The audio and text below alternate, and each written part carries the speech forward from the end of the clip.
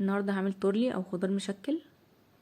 الخضار اللي عندي ده تقريبا نص كيلو، والطماطم نص كيلو برضو حطيتها في الخلاط على كوبايتين ونص مية، ومعلقة صلصة في الخلاط كده، وبعد كده حطيتها على النار وحطيت عليها ملح وفلفل ومكعب مرقة كده متفتفت، وزي معلقة ممسوحة كده سكر عشان تعدل الحموضة بتاعة الطماطم.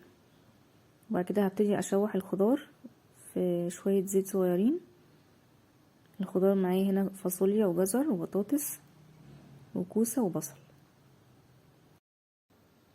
بحب في التورلي اقطع البصل كبير كده بحيث ان هو يبقى زيه زي بقية الخضار، مش بصلة مفرومة ناعم يعني متدرية في الصلصة، لا، ده مكون اساسي في التورلي.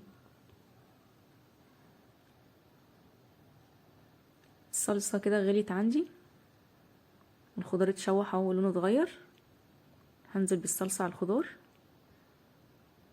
وتكمل بقى التسبيكة بتاعتها في الفرن.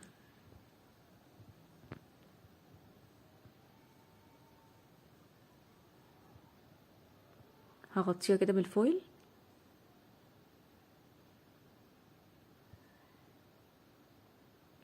شغلت الفرن على درجة حرارة متوسطة وقعدتها نص ساعة بالظبط،